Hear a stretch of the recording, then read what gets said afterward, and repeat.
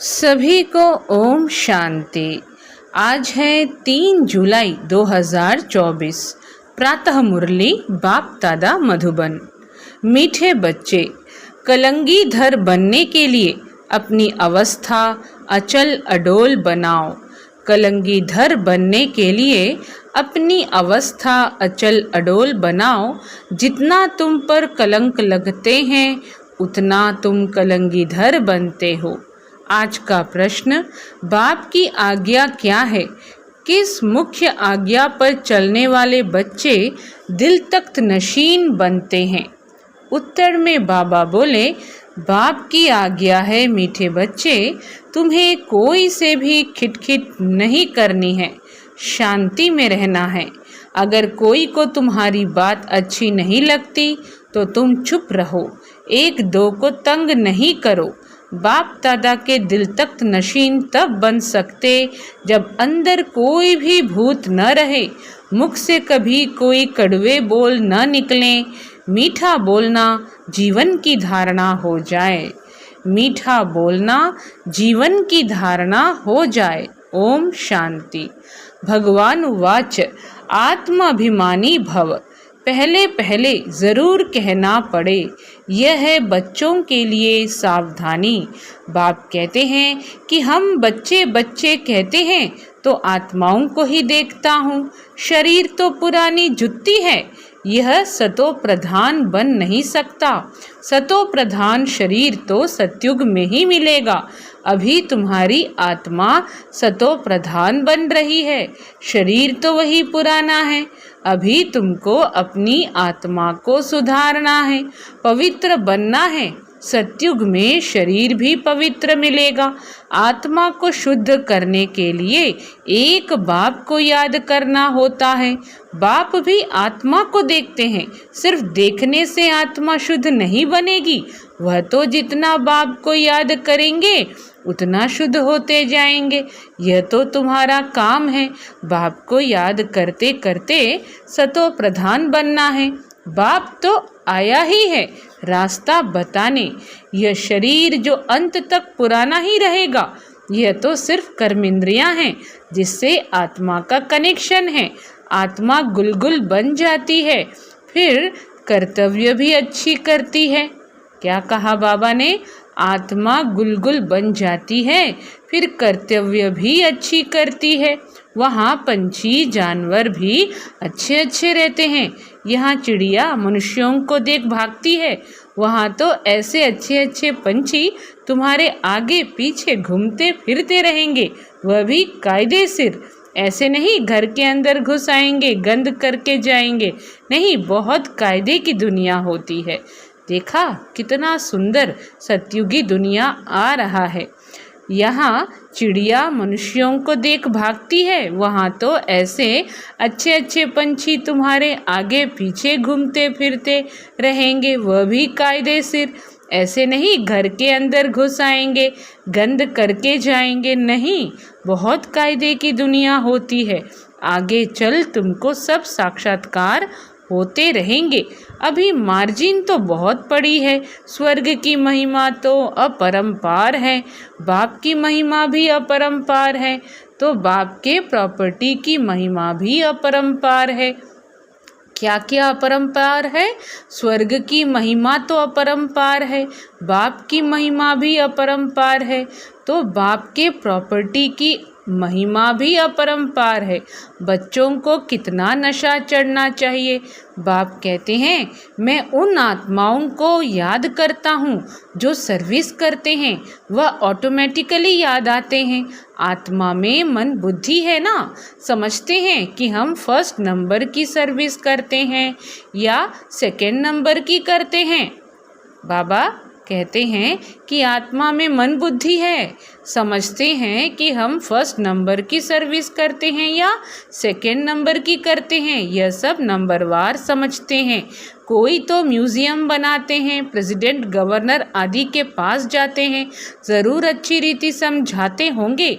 सब में अपना अपना गुण है। कोई में अच्छे गुण होते हैं तो कहा जाता है यह कितना गुणवान है। जो सर्विसेबल होंगे वह सदैव मीठे मीठा बोलेंगे, कड़वा कभी बोल नहीं सकेंगे। जो कड़वा बोलने वाले हैं उनमें भूत है, यानी जो कड़वा बोलते हैं, गलत शब्द बोलते हैं, उनमें क्या है? भूत है। दे अभिमान है नंबर 1। फिर उनके पीछे और भूत प्रवेश करते हैं। मनुष्य बदचलन भी बहुत चलते हैं। बाप कहते हैं इन विचारों का दोष नहीं है, तुमको मेहनत ऐसी करनी है जैसे कल्प पहले भी की है।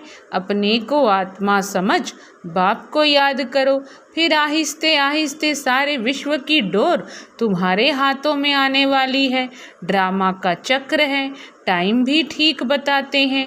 बाकी बहुत कम समय बचा है। बाकी क्या हुआ है? बाकी बहुत कम समय बचा है।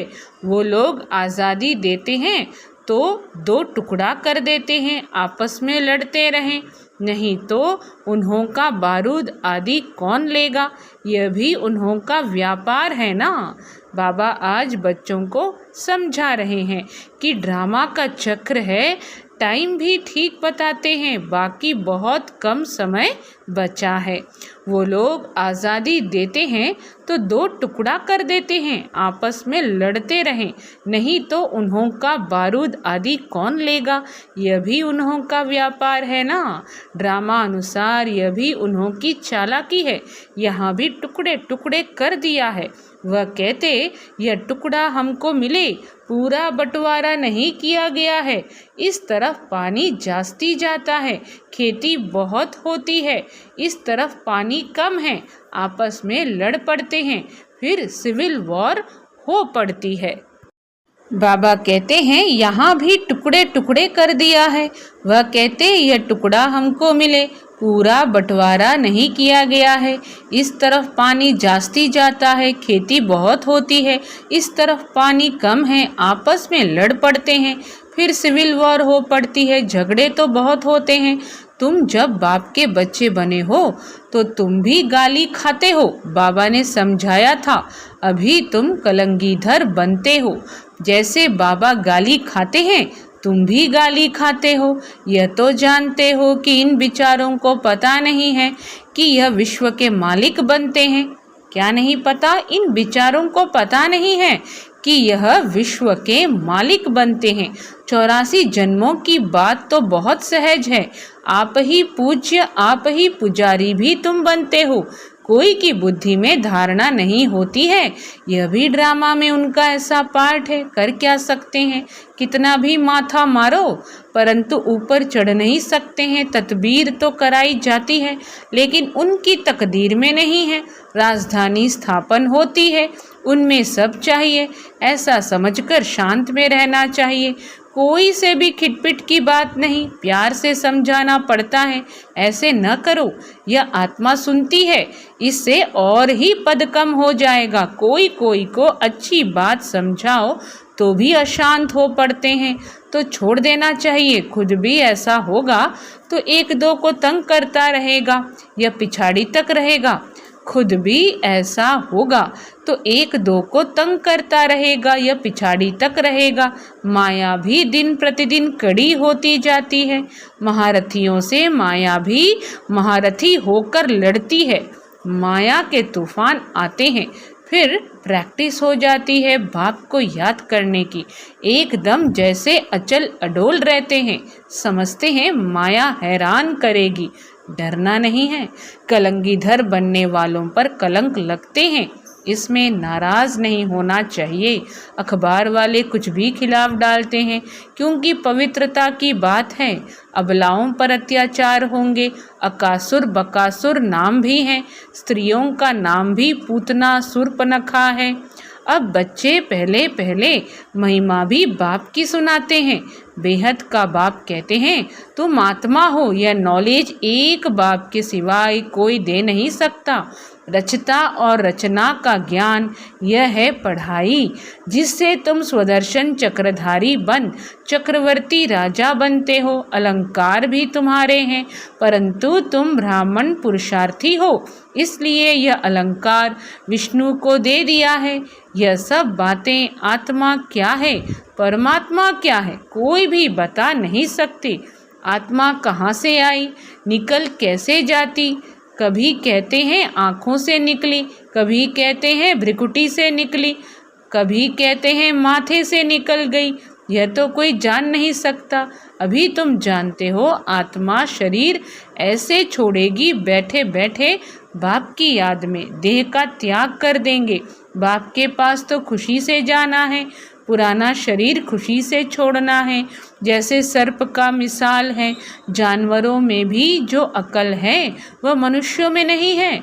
वह सन्यासी आदि तो सिर्फ दृष्टांत देते हैं।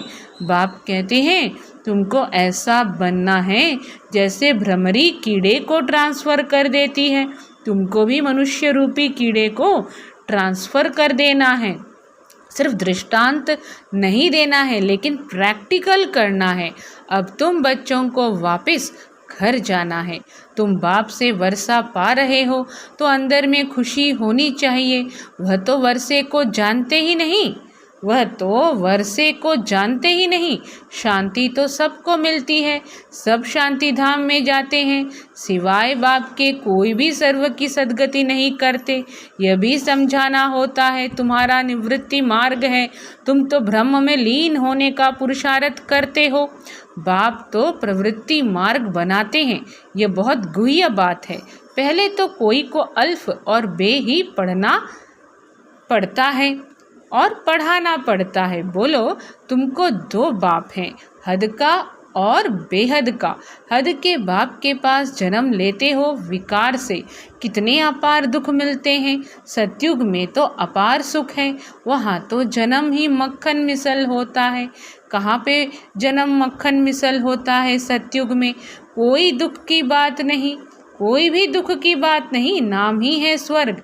बेहद का बाप से बेहद की बादशाही का वर्षा मिलता है। पहले है सुख, पीछे है दुख। पहले दुख फिर सुख कहना रॉन्ग है। पहले नई दुनिया स्थापन होती है, पुरानी थोड़ी ही स्थापन होती है। पुराना मकान कभी कोई बनाते हैं क्या? नई दुनिया में तो रावण हो न सके, यह भी बाप समझाते हैं। तो बुद्धि में युक्तियाँ हो। बेहद का बाप बेहद का सुख देते हैं। कैसे देते हैं? आओ तो समझाएं। कहने की भी युक्ति चाहिए। दुख धाम के दुखों का भी तुम साक्षात्कार कराओ। कितने अथाह दुख हैं, अपरंपार हैं, नाम ही है दुख धाम। इनको सुखधाम कोई कह नहीं सकता। सुखधाम में श्री कृष्ण रहते हैं। श्री कृष्ण के मंदिर को भी सुखधाम कहते हैं। वह सुखधाम का मालिक था, जिसकी मंदिरों में अभी पूजा होती है। अभी यह बाबा लक्ष्मी नारायण के मंदिर में जाएंगे तो कहेंगे, ओहो, यह तो हम बनते हैं, इनकी पूजा थोड़ी ही करेंगे। नंबर 1 बनते हैं तो फिर सेकंड थर्ड की पूजा क्यों करें? बाबा कहते, जब हम नंबर 1 बनते हैं तो फिर सेकंड थर्ड की पूजा क्यों करें? हम तो सूर्यवंशी बनते हैं। मनुष्यों को थोड़े ही पता है, वह तो सबको भगवान कहते रहते हैं। अंधकार कितना है, तुम कितना अच्छी रीति समझाते हो। टाइम लगता है, जो कल्प पहले लगा था जल्दी कुछ भी कर नहीं सकते। टाइम लगता है, बाबा क्या कह रहे हैं? टाइम लगता है, जो कल्प पहले लगा था जल्दी कुछ भी कर नहीं सकते। हीरे जैसा जन्म तुम्हारा यह अभी का है। तो शिव पिता परमात्मा आज की मुरली में हमें समझा रहे हैं कि तुम कितना अच्छी रीति समझाते हो। टाइम लगता है, जो कल्प पहले लगा था जल्दी कुछ भी कर नहीं सकते। हीरे जैसा जन्म तुम्हारा यह अभी का है। देवताओं का भी हीरे जैसा जन्म नहीं कहेंगे, वह कोई ईश्वरीय परिवार में थोड़े ही है। यह है तुम्हारा ईश्वरीय परिवार, वह है दैवी परिवार। कितनी नई नई बातें हैं। गीता में तो आटे में नमक मिसल है, कितनी भूल कर दी है श्री कृष्ण का नाम डालकर। बोलो, तुम देवताओं को तो देवता कहते हो, तुम देवताओं को तो देवता कहते हो, फिर श्री कृष्ण को भगवान क्यों कहते हो? विष्णु कौन है यह भी तुम समझते हो। मनुष्य तो बिगर ज्ञान के ऐसे ही पूजा करते रहते हैं। प्राचीन भी देवी देवता हैं जो स्वर्ग में होकर गए हैं। प्राचीन भी देवी देवता हैं जो स्वर्ग में होकर गए हैं। सतो रजो तमो में सबको आना है। इस समय सब तमो प्रधान हैं। बच्चों को पॉइंट्स तो बहुत समझाते हैं, बैच पर भी तुम अच्छा समझा सकते हो। बाप और पढ़ाने वाले टीचर को याद करना पड़े। किसको याद करना पड़े? बाप और पढ़ाने वाले टीचर को याद करना पड़े। परंतु माया की भी कितनी कशमकशा चलती है, बहुत अच्छी अच्छी पॉइंट्स निकलती रहती है। अगर सुनेंगे नहीं तो सुना कैसे सकेंगे? अक्सर करके बाहर में बड़े महारथी इधर उधर जाते हैं तो मुरली मिस कर देते हैं, फिर पढ़ते नहीं, पेट भरा हुआ है। बाप कहते हैं कितनी गुह्य गुह्य बातें तुमको सुनाता हूँ, जो सुनकर धारण करना है। धारणा नहीं होगी तो कच्चे रह जाएंगे। बहुत बच्चे भी विचार सागर मंथन कर अच्छी अच्छी पॉइंट सुनाते हैं। बाबा देखते हैं, सुनते हैं, जैसी जैसी अवस्था ऐसी ऐसी पॉइंट्स निकाल सकते हैं। जो कभी इसने नहीं सुनाई है वह सर्विसेबल बच्चे निकालते हैं। जो कभी इसने नहीं सुनाई है वह सर्विसेबल बच्चे निकालते हैं, सर्विस पर ही लगे रहते हैं, मैगजीन में भी अच्छी पॉइंट्स डालते हैं। तो तुम बच्चे विश्व का मालिक बनते हो। बाप कितना ऊंच बनाते हैं। गीत में भी है ना, सारे विश्व की बागडोर तुम्हारे हाथ में होगी, कोई छीन ना सके। ये लक्ष्मी नारायण विश्व के मालिक थे ना, उन्हों को पढ़ाने वाला ज़रूर बाप ही होगा। यह भी तुम समझा सकते हो। उन्होंने राज्य पद पाया कैसे? मंदिर के पुजारी को पता नहीं, तुमको तो अथाह खुशी होनी चाहिए। यह भी तुम समझा सकते हो। ईश्वर सर्वव्यापी नहीं, इस समय तो 5 भूत सर्वव्यापी हैं, एक एक में यह विकार है। माया के 5 भूत हैं, माया सर्वव्यापी है, तुम फिर ईश्वर सर्वव्यापी कह देते हो। यह तो भूल है ना, ईश्वर सर्वव्यापी हो कैसे सकता? बाबा बच्चों को समझा रहे हैं कि हम दुनिया वालों को समझाएं कि ईश्वर सर्वव्यापी हो कैसे सकता। वह तो बेहद का वर्षा देते हैं, कांटों को फूल बनाते हैं। समझाने की प्रैक्टिस भी बच्चों को करनी चाहिए। अच्छा, मीठे मीठे सिखी लधे बच्चों प्रति माता पिता बाप दादा का याद प्यार और गुड मॉर्निंग। रूहानी बाप की रूहानी बच्चों को नमस्ते। हम रूहानी बच्चों की रूहानी माता पिता बाप दादा को याद प्यार गुड मॉर्निंग, नमस्ते नमस्ते। ओम शांति। धारणा के लिए मुख्य सार, जब कोई अशांति फैलाते हैं या तंग करते हैं तो तुम्हें शांत रहना है। अगर समझाने मिलते हुए भी कोई अपना सुधार नहीं कर सकते तो कहेंगे इनकी तकदीर, क्योंकि राजधानी स्थापन हो रही है। सेकंड पॉइंट, विचार सागर मंथन कर ज्ञान की नई नई पॉइंट्स निकाल सर्विस करनी है। बाप मुरली में रोज़ जो गुह्य बातें सुनाते हैं वह कभी मिस नहीं करनी है। वरदान है, पवित्रता को आदि अनादि विशेष गुण के रूप में सहज अपनाने वाले पूज्य आत्मा भव। पवित्रता को आदि अनादि विशेष गुण के रूप में सहज अपनाने वाले पूज्य आत्मा भव। विस्तार में पूजनीय बनने का विशेष आधार पवित्रता पर है। जितना सर्व प्रकार की पवित्रता को अपनाते हो उतना सर्व प्रकार से पूजनीय बनते हो। जो विधि पूर्वक आदि अनादि विशेष गुण के रूप से पवित्रता को अपनाते हैं वही विधि पूर्वक पूजे जाते हैं। जो ज्ञानी और अज्ञानी आत्माओं के संपर्क में आते पवित्र वृत्ति दृष्टि वाइब्रेशन से यथार्थ संपर्क संबंध निभाते हैं। बहुत गुह्य पॉइंट है। जो ज्ञानी और अज्ञानी आत्माओं के संपर्क में आते पवित्र वृत्ति दृष्टि वाइब्रेशन से यथार्थ संपर्क संबंध निभाते हैं, स्वप्न में भी जिनकी पवित्रता खंडित नहीं होती है वही विधि पूर्वक पूज्य बनते हैं। स्लोगन है, व्यक्त में रहते अव्यक्त फरिश्ता बनकर सेवा करो तो विश्व कल्याण का कार्य तीव्र गति से संपन्न हो। अच्छा, सभी को ओम शांति।